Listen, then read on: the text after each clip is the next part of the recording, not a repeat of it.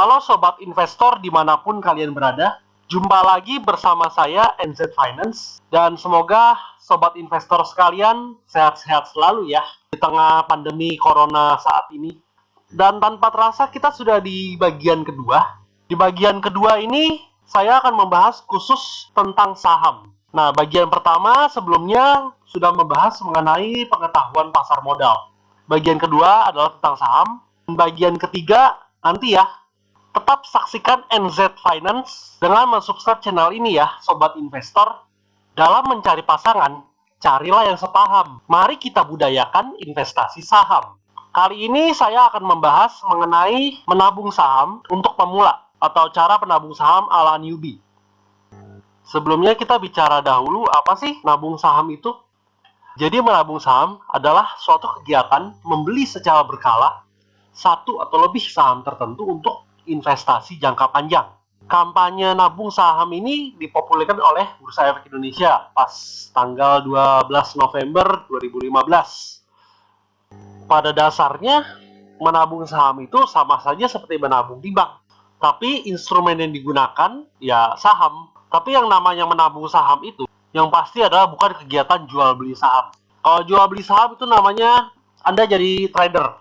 Kalau yang kita bahas sekarang ini adalah investor jangka panjang. Makanya kita sebut dengan istilah menabung saham. Cara menabung saham kurang lebih sebagai berikut. Yang pertama adalah membuka rekening efek pada perusahaan sekuritas. Kemudian Anda sisihkan dana Anda dari penghasilan Anda. Kemudian Anda memilih saham yang akan Anda tabung. Membeli saham tersebut secara berkala. Selamat Anda telah memiliki tabungan saham. Cara membuka rekening efek. Sebelumnya saya sudah pernah jelaskan cara membuka rekening efek secara detail di P1C, mekanisme perdagangan pasar modal. Di sini saya jelaskan secara detail bagaimana cara membuka rekening sekuritas, pemilihan sekuritas, serta biaya-biaya yang Anda keluarkan untuk menabung saham. Yang pertama, Anda harus siapkan dokumen pribadi Anda. Kemudian Anda dapat mengisi formulir pembukaan rekening di perusahaan sekuritas yang Anda tuju. Kemudian setorkan dana awal Anda ke rekening dana investor Anda, dan Anda sudah siap untuk menabung saham. Menyisihkan dana. Jadi Anda sudah harus menyisihkan penghasilan Anda untuk investasi. Yang namanya menyisihkan itu bukan sisa, tapi penghasilan Anda sudah harus dipotong di awal atau dibagi di awal. Yang mana yang untuk investasi, kebutuhan, keinginan Anda. Biasanya untuk investasi itu disisihkan antara 10-25% total penghasilan. Namun balik lagi kepada Anda adalah bagaimana Anda memanage keuangan Anda. Seandainya Anda sanggup misalkan 30% untuk investasi ya oke, nggak masalah. Misalkan hanya Anda sanggup 15 saja oke, nggak masalah gitu loh. Yang penting Anda harus disiplin untuk menyisihkan total penghasilan Anda yang digunakan untuk investasi. Ini rule of thumb. Biasanya keperluan itu atau kebutuhan itu adalah 50%, keinginan 30%, dan untuk investasi atau savings itu 20%. Salah satu orang terkaya di dunia, Warren Buffett, berkata begini, untuk investasi, jangan investasikan apa yang tersisa, tapi belanjakanlah apa yang tersisa setelah investasi. Jadi ini pentingnya membagi atau menyisihkan dana Anda untuk investasi agar Anda dapat mengontrol atau memanage keuangan Anda. Memilih saham. Pada dasarnya saham adalah surat kepemilikan perusahaan. Jadi jika Anda membeli saham, Anda membeli bisnis perusahaan tersebut dengan uang Anda yang seadanya. Makanya di awal saya sudah jelaskan, dalam menabung saham itu bukan kegiatan jual beli saham. Tetapi Anda membeli saham seolah-olah Anda menjadi pemilik dari perusahaan tersebut. Sehingga dalam memilih saham, Anda harus mengenal saham apa dan perusahaan apa yang akan Anda beli. Kemudian Anda dapat menyetorkan dana Anda yang telah Anda bagi tersebut ke rekening dana investor yang telah Anda buat di suatu sekuritas. Selamat, Anda sudah siap untuk menabung saham. Jika Anda ingin sukses menabung saham, tipsnya cuma ada dari dua sisi. Yang pertama adalah psikologi. Atur emosi Anda, atur psikologi Anda, atur pola pikir Anda untuk berinvestasi saham. Dan yang kedua adalah atur uang Anda, atur portofolio Anda, agar Anda mencapai kesuksesan dalam menabung saham. Oke, dari sisi psikologi yang saya bahas pertama ini adalah jangan ikut-ikutan.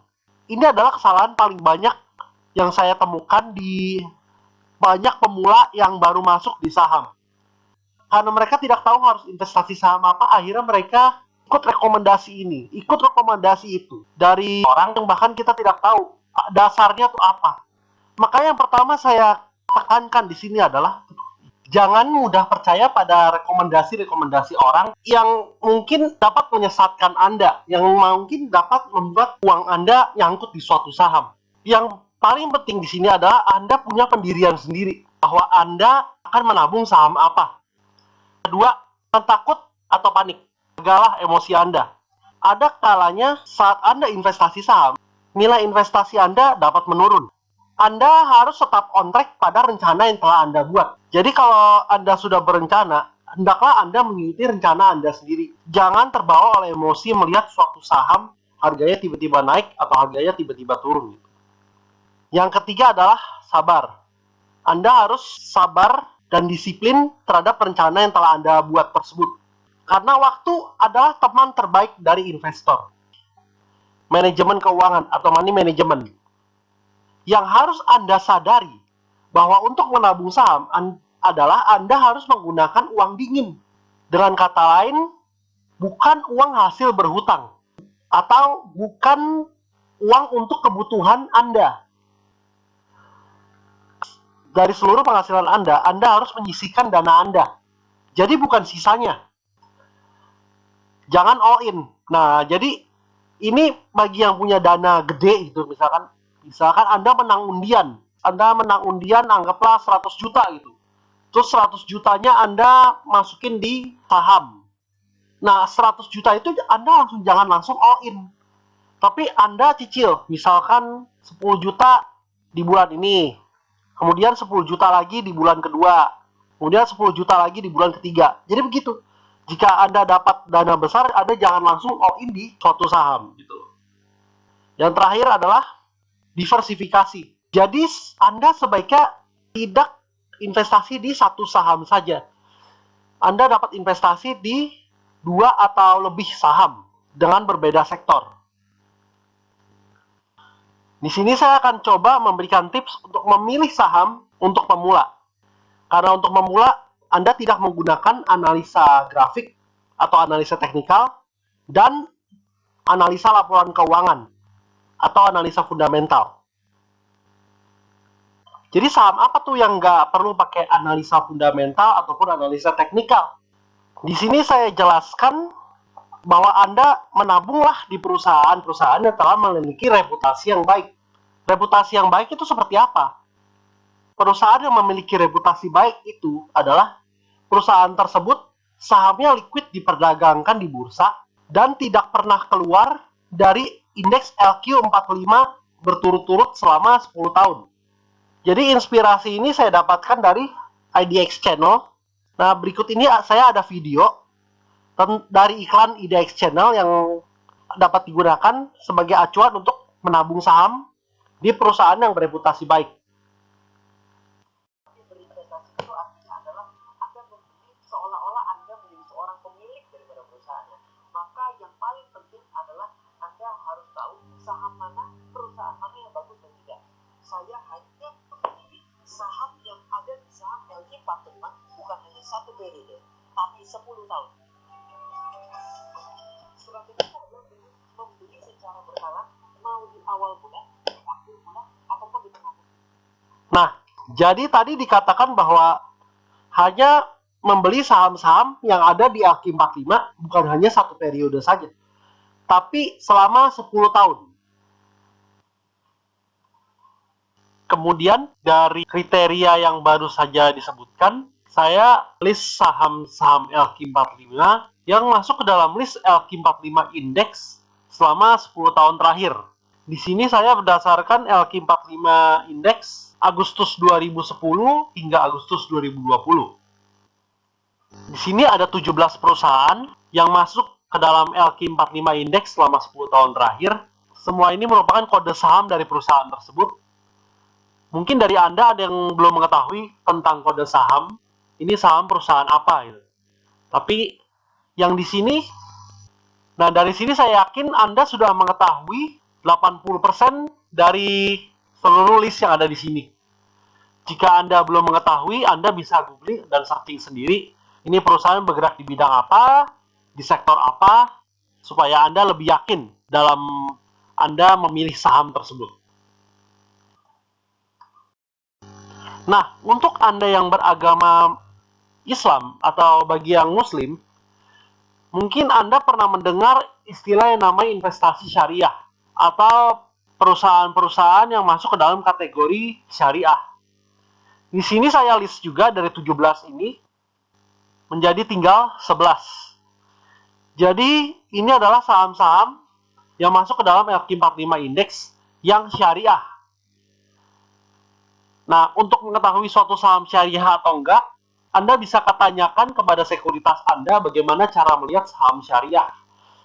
Atau Anda bisa juga membuka akun rekening syariah di sekuritas Anda. Oke, jadi saya coba buat rangkumannya dari saham-saham tersebut. Ada 17 saham, di mana 11-nya merupakan saham syariah. Di sini kode sahamnya apa, sektornya apa, serta industrinya di mana, dan saham ini termasuk syariah atau enggak. Anda bisa screenshot halaman ini, atau Anda dapat pause sebentar video saya ini untuk Anda dapat mencatat saham-saham yang potensial menurut Anda. Kemudian setelah Anda menentukan perusahaan yang bereputasi baik, Anda dapat melakukan diversifikasi. Anda dapat mengalokasikan dana Anda ke 2 hingga 5 sektor. Jadi satu saham dapat mewakili satu sektor. IHSG sendiri terdiri dari bermacam-macam sektor. Di sini adalah komposisi penyusun IHSG. Yang paling banyak itu ada di sektor finance sama consumer. Tapi sektor yang Anda susun di portofolio Anda itu terserah Anda. Ini cuma sebagai acuan saja. Jadi Anda misalkan Anda suka sektor energi karena bagi dividennya gede. Jadi mungkin sektor energi Anda agak tinggi dibandingkan sama finance. Jadi komposisi portofolio itu Anda sendiri yang buat. Anda sendiri yang menentukan bagusnya sebaiknya seperti apa gitu. Jadi setelah Anda memilih 2-5 saham berdasarkan sektor tadi, Anda dapat melakukan portofolio manajemen. Anda tabung saham-saham tersebut dengan strategi dengan cara berkala. Biasanya secara berkala ini kita sebut dengan metode dollar cost averaging, yaitu suatu teknik menabung dengan membeli sedikit demi sedikit secara rutin di suatu waktu tertentu. Dividen. Dividen adalah imbal hasil dari laba perusahaan yang diberikan kepada investor berdasarkan jumlah saham yang dipegangnya atau di hold. Kemudian Anda perlu memperhatikan tanggal-tanggal dalam proses pembagian dividen. Yang pertama adalah cum date. Cum date adalah hari terakhir yang terhitung atas hak dividen bagi investornya. Jadi pada hari cum date, investor yang mempunyai sahamnya hingga akhir hari cum date, maka investor tersebut berhak atas dividen yang akan diberikan oleh perusahaan. Kemudian ada EX date atau expired date. Jika investor membeli saham pada hari X date, maka investor tersebut tidak lagi akan mendapatkan dividen dari perusahaan. Makanya pada saat EX date, itu biasanya harga saham pada jatuh. Kemudian recording date adalah hari pencatatan setelah settlement dari cum date tersebut. Yang terakhir adalah payment date. Payment date adalah hari di mana dividen tersebut dicairkan dan masuk ke dalam rekening dana investor Anda. Agar lebih jelas, di sini saya ada contoh kasus menabung saham. Oke, di sini kita pakai contoh seorang karyawan swasta. Mr. ABC adalah seorang karyawan swasta dengan gaji 4 juta sebulan. Dan untuk investasi saham, dia sudah menargetkan 20% dari penghasilannya. Berarti ini sekitar Rp800.000. Nah, tanggal 4 Januari 2020 dia udah buka rekening efek dan ingin menabung saham setiap tanggal 15 di setiap bulan. Nah, kalau tanggal 15 itu jatuhnya di hari Sabtu atau Minggu, maka dia belinya di hari Jumat. Maka saham apa yang sebaiknya ditabung dan bagaimana caranya? Di sini kita akan memakai asumsi dan data sebagai berikut. Broker fee 0,15-0,25%, sahamnya dibeli pada saat harga closing dan ada dividen dari Bank BRI yaitu Rp168,11 per share dengan tanggal sebagai berikut. Cum-date 26 Februari, ex-date 27 Februari, recording date 28 Februari, serta payment date 18 Maret 2020. Langkah pertama yang harus dilakukan adalah memilih dulu sahamnya berdasarkan dana yang ada. Dana yang kita punya itu kan 800.000. Ini list saham yang tadi, yang 17 saham itu, dan ini semua adalah harga satu lembar saham. Sementara untuk beli di pasar reguler, satuannya adalah satu lot atau 100 lembar saham. Berarti yang harganya di atas 8.000 itu kita nggak bisa beli. Berarti semua yang harganya di atas Rp8.000 ini kita buang. Kemudian langkah berikutnya adalah diversifikasi. Nah, kalau kita beli suatu saham yang harganya mepet di 8.000, kita nggak bisa diversifikasi karena dananya udah habis untuk beli suatu saham. Makanya yang harganya di dekat 8.000 ini kita buang lagi. Habis itu ini kan udah mau ngerucut nih list sahamnya nih. Mungkin Mr. ABC ini mungkin dia lebih paham sektor consumer. Kemudian dia juga paham sektor perbankan misalkan. Nah, kemudian dia juga paham lagi misalkan sektor batubara. Nah, yang batubara berarti kan kalau dia gas alam, gas kan kita nggak bisa ambil. Berarti kita ambil antara PTBA atau Adaro kan. Tapi dalam kasus ini dia mau ambil batubara, banking, dan consumer. Maka dari itu setelah dia melakukan seleksi lagi, maka didapatlah 3 saham.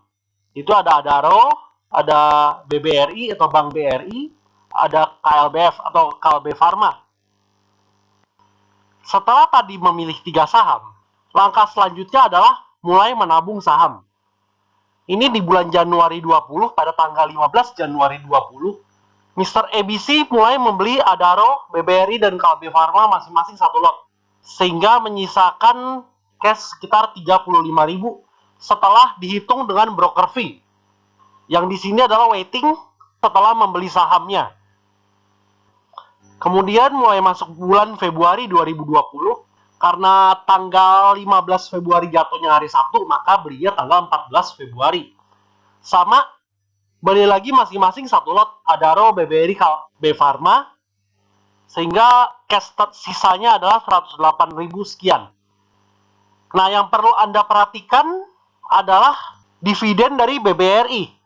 Bank BRI tadi membagikan dividen cum-date tanggal 26 Februari. Jadi mulai dari tanggal 14 Februari ini hingga tanggal 26 Februari, asumsi dia tidak menjual, maka dia berhak atas dividen dari 2 lot saham BBRI atau 200 lembar saham BBRI. Namun di sini cash-nya belum masuk karena baru cum-date. Cash akan baru masuk setelah payment date. Nah, di sini kan cash-nya agak ganjil ya.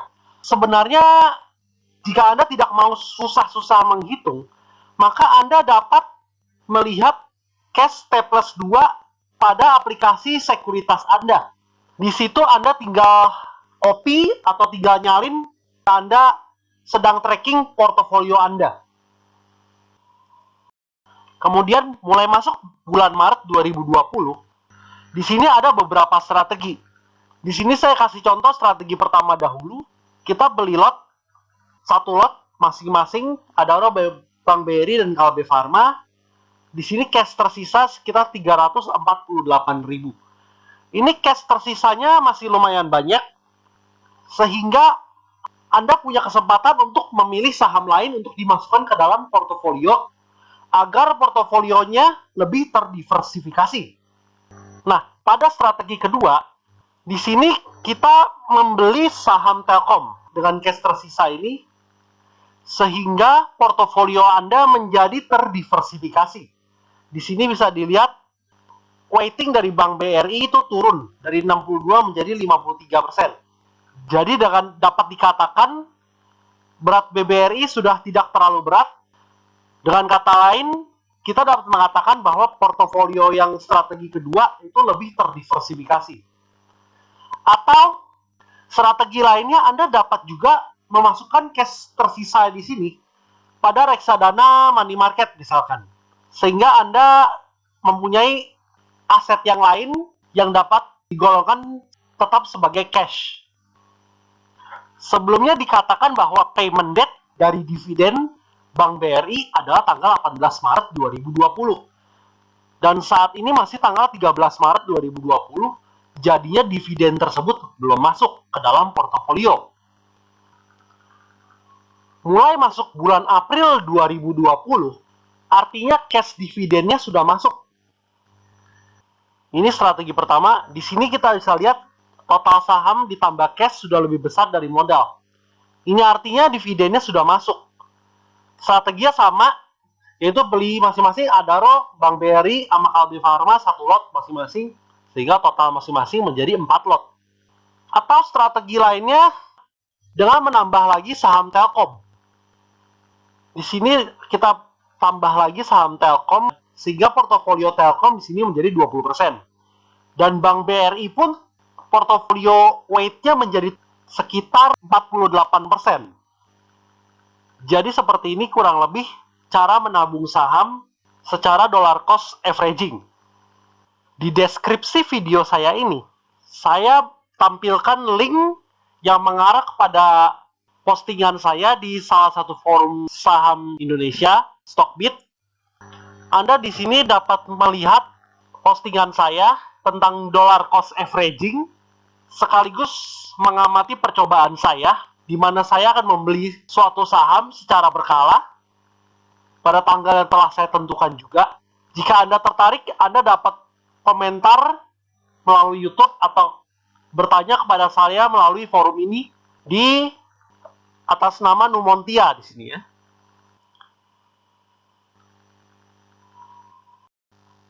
Kemudian strategi pengelolaan dividen.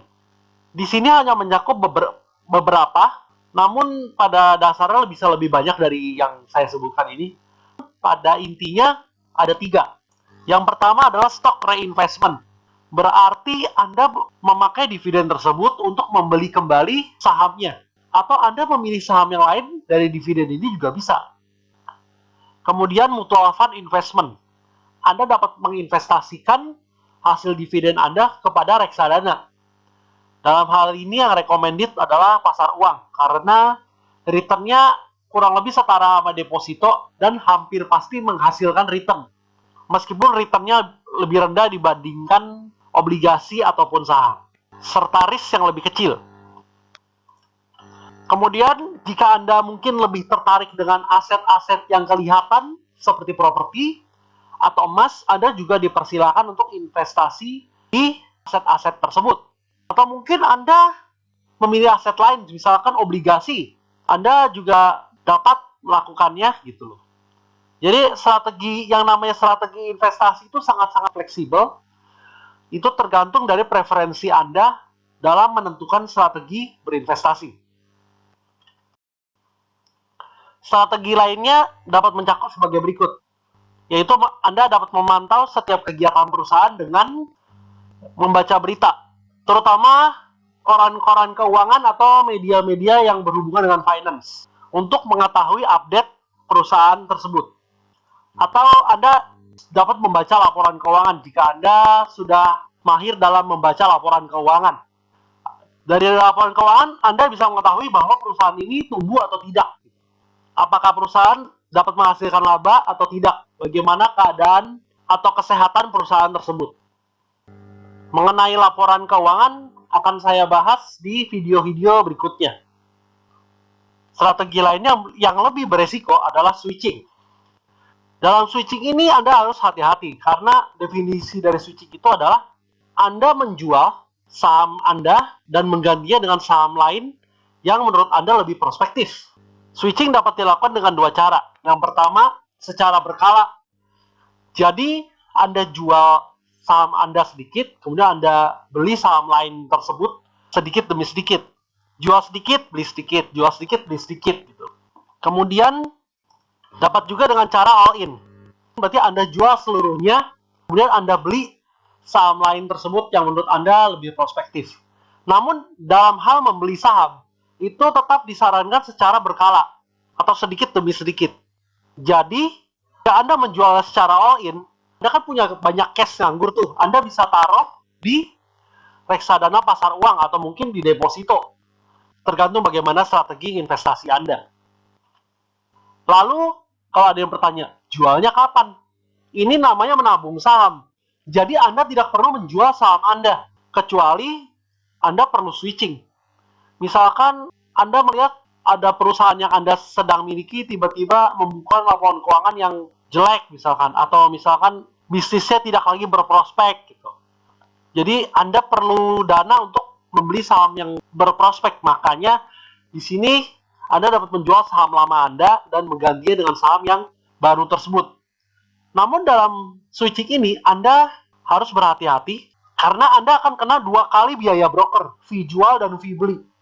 Jadi dalam switching Anda harus planning matang-matang sebelum Anda melakukannya. Kemudian adanya keadaan mendesak, misalkan Anda butuh biaya pengobatan anak. Dana keinginan Anda sudah tidak cukup, jadi Anda perlu dana lagi. Ya sudah, mau nggak mau Anda harus jual sedikit saham Anda untuk membantu dana pengobatan anak Anda. Lalu ada keadaan force majeure.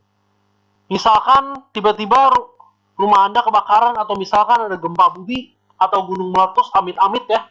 Tapi ya inilah gunanya saham. Kalau Anda kekurangan dana, Anda dapat menjual saham Anda sedikit untuk membantu keperluan biaya hidup Anda dalam keadaan force majeure.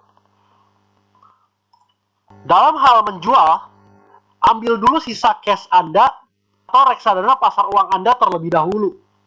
Karena pada dasarnya, investasi saham adalah investasi jangka panjang. Jadinya Anda akan kehilangan momen jika Anda harus menjual saham Anda. Maka yang diprioritaskan terlebih dahulu adalah cash dan reksadana pasar uang. Jika Anda benar-benar butuh dana. Ya, akhir kata, terima kasih banyak bagi kalian yang sudah menonton channel edukasi saham Numontia Zephyr Finance atau NZ Finance. Terima kasih banyak atas dukungan-dukungan yang telah Anda berikan kepada saya.